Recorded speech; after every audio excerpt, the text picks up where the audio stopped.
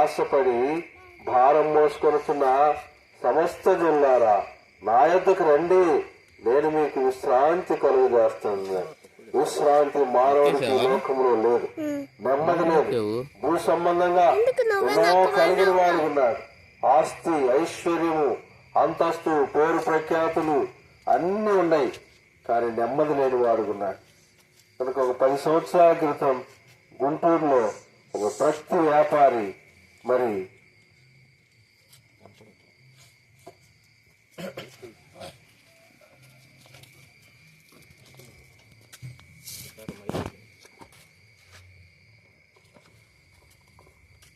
Sisters van దగ్గర ఉండండి, సమీపంగా ముందు వెళ్ళమాకండి.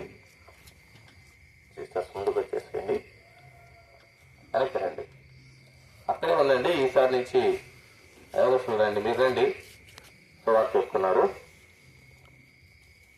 ఒక ప్రతి వ్యాపారి కోట్లు సంపాదించినాడు, అన్నీ ఉన్నాయి. కానీ ఒకరోజు ఆ గుంటూరులో ఒక లాడ్జిలో ఒక లెటర్ రాసి ఆత్మహత్య చేసుకొని చనిపోయినాడు. ఏంటి ఆ లెటర్ అంటే, నాకు అన్నీ ఉన్నాయి, భూ సంబంధంగా డబ్బులకు తక్కువ లేదు, ఆస్తి ఉన్నాయి, ఇల్లు ఉన్నాయి, బిడ్డలు ఉన్నారు, అందరూ ఉన్నారు. అయితే నాకు నెమ్మది లేక నేను ఆత్మహత్య చేసుకొని చనిపోతున్నాను. దీనికి ఎవరు కారణం కాదని లెటర్ రాసి తెలిపినారు. కనుక పిల్లారా, ఆయనకు అన్ని ఉన్నాయి, నెమ్మది లేదు, శాంతి లేదు. ఈనాడు మానవుడికి అన్ని కలిగి ఉంటున్నాడు, భూ సంబంధంగా అన్ని ఉన్నాయి, కానీ నెమ్మది లేని వాడుకున్నాడు. ఎవరు నెమ్మది ఇచ్చేవాడు, ఎవరు శాంతి ఇచ్చేవాడు? ఆ యేసుక్రీస్తు ప్రభువు మానవులకు నెమ్మది ఇవ్వటానికి, శాంతి ఇవ్వటానికి, మానవుల పాపము నుండి విడిపించి పరలోక రాజ్య వారసులుగా చేయటానికి ఆయన భూమి మీదకి 2024 సంవత్సరాల క్రితం మనుష్య కుమారుడు వచ్చినాడు. ఆయన మరియమ్మ కుమారుడుగా జన్మించినాడు. కుమారా, ఆయన జన్మలో పాపము లేదు, ఆయన జీవితంలో పాపము లేదు. మానవులందరి కోసం గొప్ప త్యాగం చేస్తున్నాడు. భూమి మీద మానవులందరి కోసం ఇలాంటి త్యాగం చేసినటువంటి వారు ఎవరు కూడా లేదు. ప్రాణ త్యాగం చేస్తున్నాడు. కల్వరి శిలువలో 3 మేకుల చేత వేలాడదీయబడ్డాడు. రక్తమంతా మానవులందరి కోసం కార్చినాడు. కులము, మతము భేదం లేదు, అందరి కోసం ప్రాణం పెట్టాడు. ఆయన ప్రాణం పెట్టడానికి అధికారం కనుక తిరిగి తీసుకోవటానికి అధికారం కనుక కనుక ఆ ప్రభు వారిని ఎవరైతే ఎందుకు ప్రాణం పెట్టారంటే, యేసు రక్తం ప్రతి పాపం నుండి కడిగి పవిత్రుడు. అందుకని రక్తం అంతా కూడా చిందించినాడు. రక్తము చిందించకుండా పాపములు క్షమాపణ జరగదు. అందుకని యేసు ప్రభువు నిర్దోషమైన నిష్కలంకమైన గొర్రెపిల్ల లాంటి రక్తాన్ని చిందించినాడు. ఆ రక్తం ద్వారా మానవుల యొక్క అపరాధములు, దోషములన్నీ కూడా క్షమించబడతాయి. చెప్పబడుతుంది, నేను కూడా నా దోషములు కూడా క్షమించినాడు, నా పాపములు కూడా మన్నించినాడు, నెమ్మది ఇచ్చినాడు, శాంతి ఇచ్చినాడు. అయ్యా, ఉదయకాలసం ఇలాంటి నెమ్మది కావాలంటే, ఇలాంటి శాంతి కావాలంటే, ఇలాంటి రక్షణ కావాలంటే, పరలోక రాజ్యం కావాలంటే యేసు ప్రభువారే ఆయన హృదయంలో చేర్చుకో. ఆయన నీ హృదయంలో వస్తే నీకు నెమ్మది దొరుకుతుంది, శాంతి పెరుగుతుంది, గొప్ప సంతోషం ప్రజలందరికీ కలగబోయే మహా సంతోషకరమైన సువార్తమానం అని వ్రాయబడి ప్రజలందరికీ కలుగుబో. అందరికీ సంతోషం, కొద్దిమందికి ఒక సంతోషం. ఎందుకంటే ఎవరు పాపలైతే క్షమించినారో వారు సంతోషం, ఆనందం. నీ ఉదయకాలశంలో నీ పాపలు కూడా క్షమించినారు. నీకు కూడా నెమ్మది, శాంతి ఇవ్వటానికి, నిన్ను కూడా పరలోక రాజ్యానికి చేర్చడానికి ప్రభు పిలుస్తున్నాడు. ఆ పిలుపును పెడచెవిన పెడితే నష్టపోతాం. ఇలా రమ్మలారా ఉదయకాలశంలో అటు ప్రభుని హృదయంలో చేర్చుకో, నువ్వు ధన్యుడు, ధన్యురాలు అయిపోతావు. ప్రభు కొద్ది మాటలు దీవించుగాక. ప్రభుల తండ్రి, వీరిలో చెప్పబడిన మాటలు నీరు పెట్టి ఫలం చేసి ముందుకెళ్తుండగా దయ చూపించవలసిందిగా యేసు ప్రభు నామములో ప్రార్థించి వేడుకొంటున్నాం తండ్రి, ఆమేన్.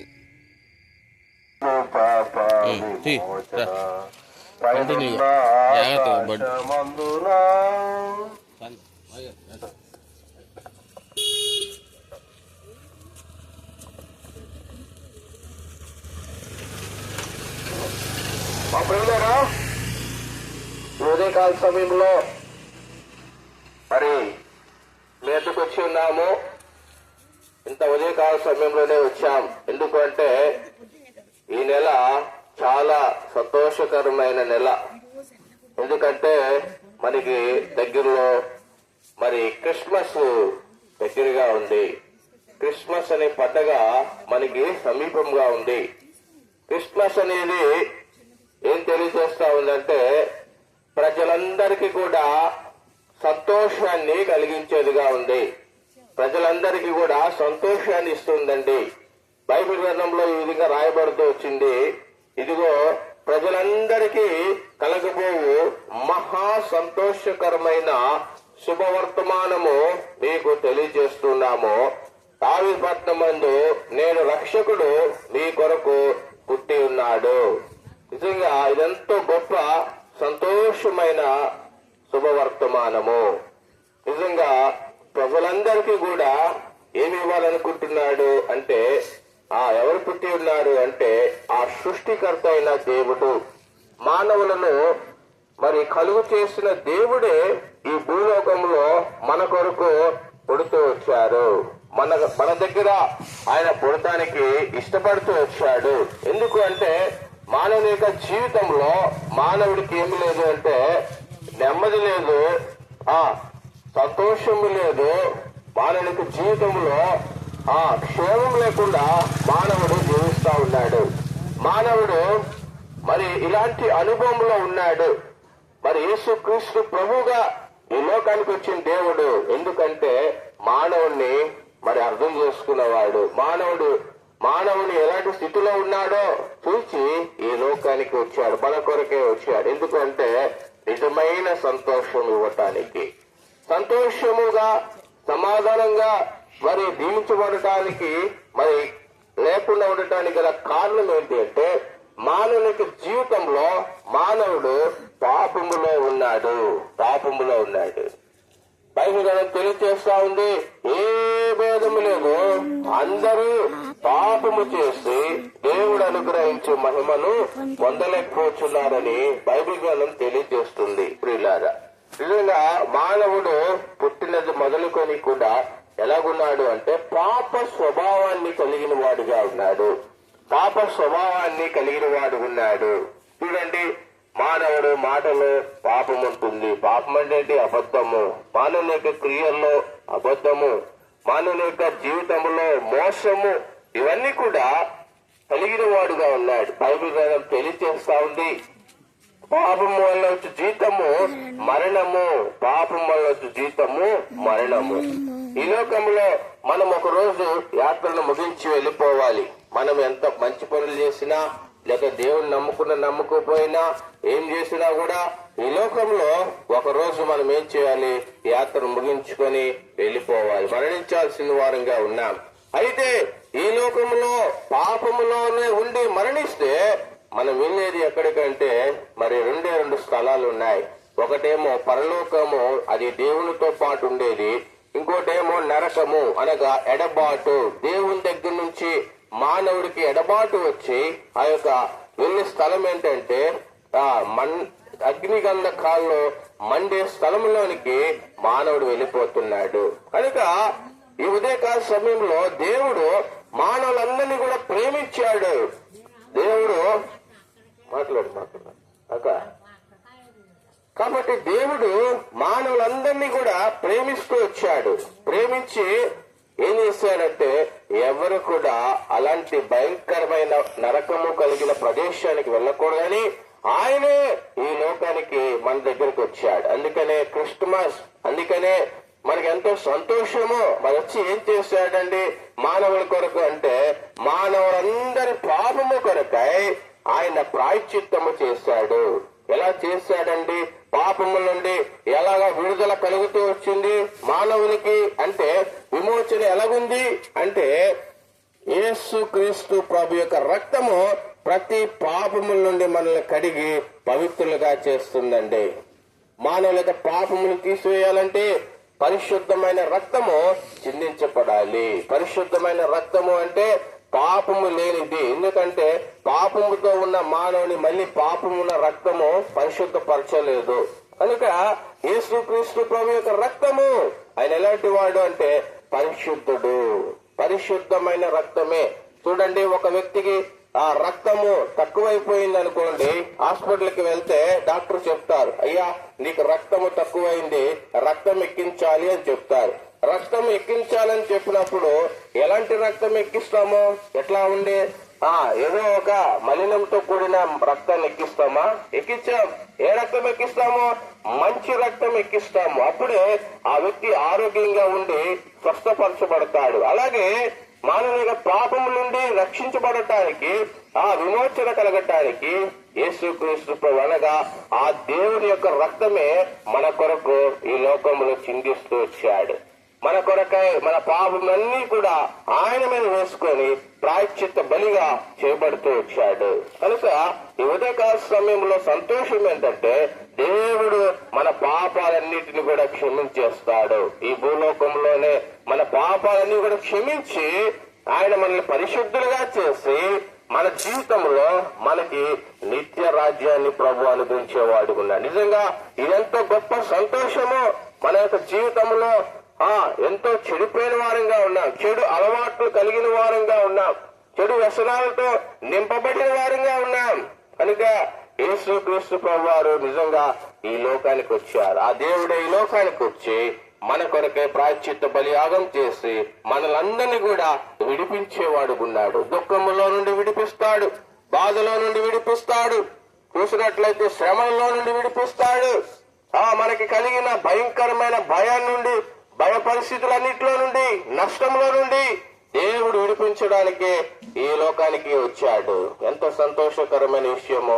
ఎవరైనా ఉంటే ఏంటంట, ఏదన్నా డాక్టర్స్ ఉంటే ఓన్లీ వైద్యం మాత్రమే చేసి రక్షిస్తారు. కానీ యేసుక్రీస్తు ప్రభువారు ఏ సమస్య ఉన్నా, ఏ అక్కరున్నా, ఏ శ్రమలో శోధనలో ఉన్నా కూడా దేవుడు తీర్చడానికే వచ్చాడు ప్రియసు. అందుకే సంతోషకరమైన శుభవర్తమానము. కనుక ఈ ఉదయకాల సమయంలో దేవుడు ప్రేమించి మీ కొరకై మమ్మల్ని సిద్ధపరిచి ఉదయకాల సమయంలోనే మమ్మల్ని తీసుకుని వచ్చాడు ప్రియ సహోదరులా.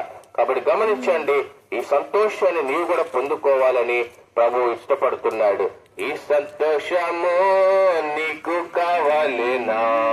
ఈ సంతోషము నీకు కావాలేనా?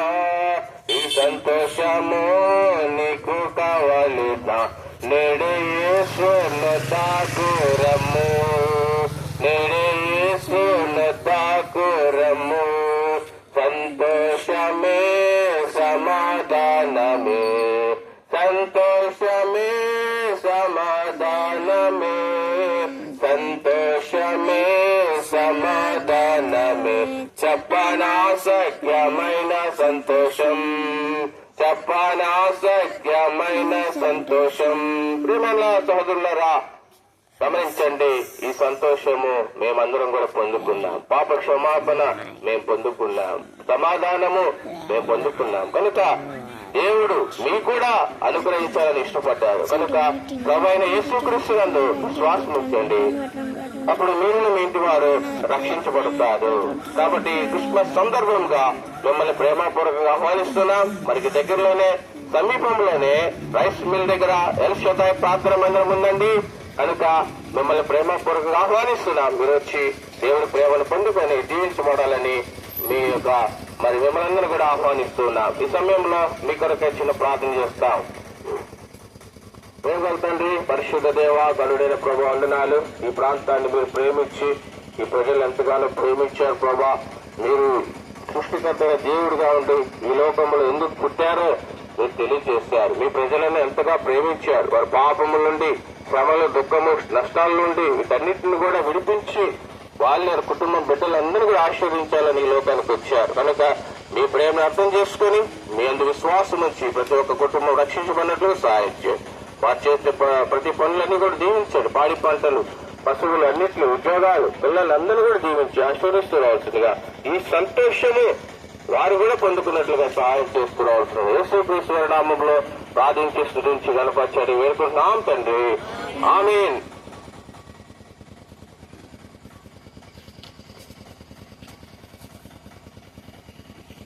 కొంచెం ముందుకు వెళ్దాము.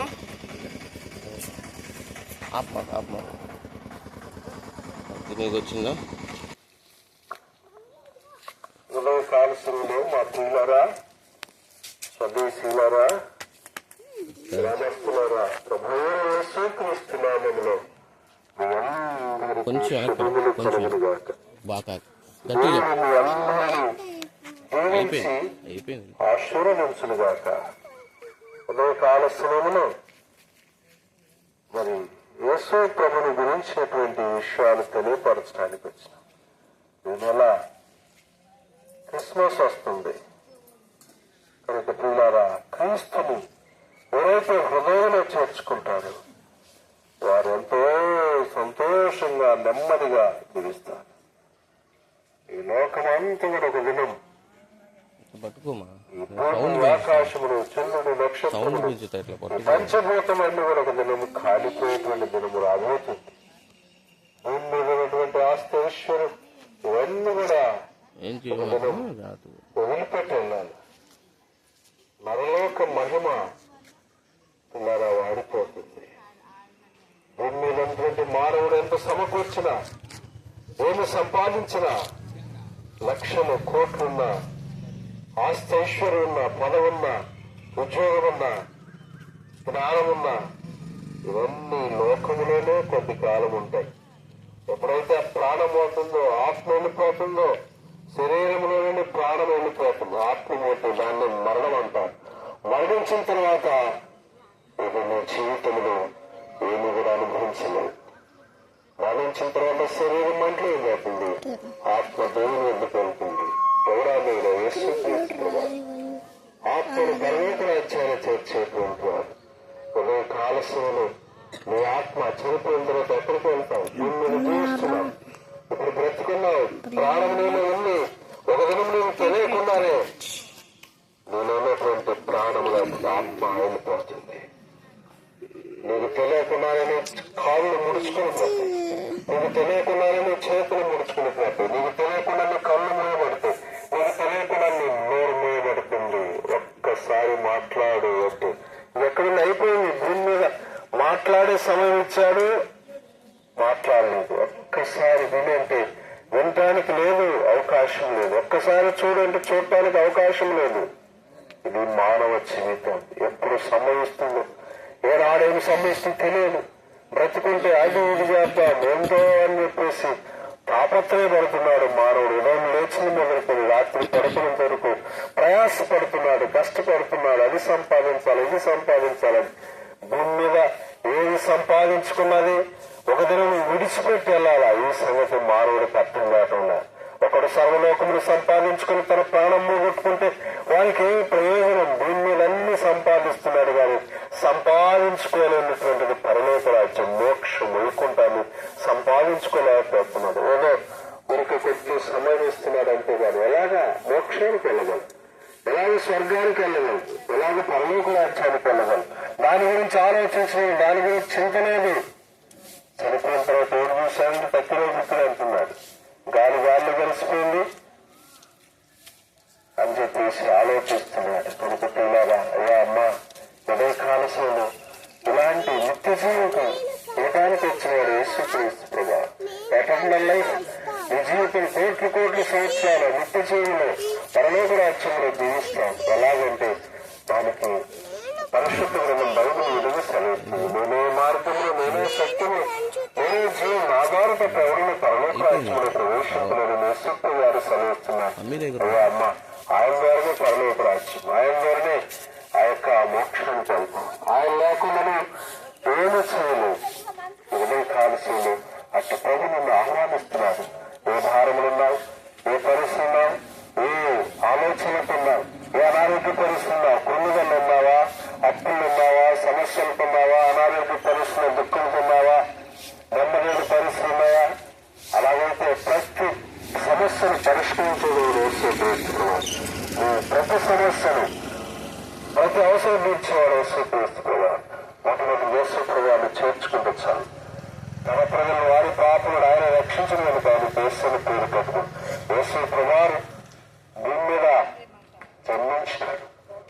ఆ జన్మించిన ప్రభువుని హృదయంలోనికి ఆహ్వానిస్తే చాలు, నీకు ధన్య పెరుగుతుంది, ధన్యుడైపోతావు. సంతోషం, శాంతి, సమాధానం అనుభవిస్తావు, నెమ్మదిస్తాడు దేవుడు. ఈనాడు మానవుడు సర్వలోకాన్ని సంపాదించుకున్న నెమ్మది లేనిగా అడుగున్నాడు. కలవరంతున్నాడు, సమస్యలుతున్నాడు, ఎన్నో అలవాట్లకు బానిస అయిపోయి తాగుడా, చూడమా, పేకాట, వ్యభిచారమా, ఎన్నో రకాలైనటువంటి పాపములో బంధించబడి ఉన్నాడు. విడుదల పొందలేకపోతున్నాడు. ఇట్టి పాపం నుంచి విడిపించేవాడు యేసు ప్రభువును నువ్వు చేర్చుకున్నట్లయితే నువ్వు అట్టి పాపం నుంచి విడుదల పొందుతావు. త్రాగును అసహించుకుంటావు, జోగమును అసహించుకుంటావు, పాపమును అసహించుకుంటావు, అబద్ధములు అసహించుకుంటావు, మోసములు అసహించుకుంటావు, చుట్టలు అసహించుకుంటావు. ఇవన్నీ అసహించుకునేటట్టు చేస్తాడు దేవుడు. యేసు ప్రభువును హృదయంలోకి వస్తాడు. అందుకని ఒక పాట, నా హృదయము వింతగా మారేను, నా హృదయము వింతగా మారేను, నా హృదయము వింతగా మారేను, యేసు నాలో వచ్చినందున, యేసు నాలో వచ్చినందున. యేసు ప్రభువులోకి వస్తే నీ జీవితం మారిపోతుంది, తల్లిదైపోతావు. చెప్పబడుతున్నాను 90 సంవత్సరానికి పూర్వం నేను కూడా యేసు ప్రభువును ద్వేషించిన వాడిని, యేసు ప్రభువును అపహాసం చేసినటువంటి వాడిని. నా జీవితంలో ప్రభు వచ్చిన తర్వాత ఎంతో నెమ్మది, ఎంతో శాంతి, ఎంతో ఆనందం పొందుతున్నాను. ఎన్నో ఉపద్రవాలు, ఎన్నో పరిస్థితులు, ఎన్నో మరణకరమైన పరిస్థితులు తప్పించినాడు పిల్లలు. ఆయన వేసిన మేళ్లు తలపోసుకుంటే ఎన్నో మేలు, లెక్కలేని మేలు.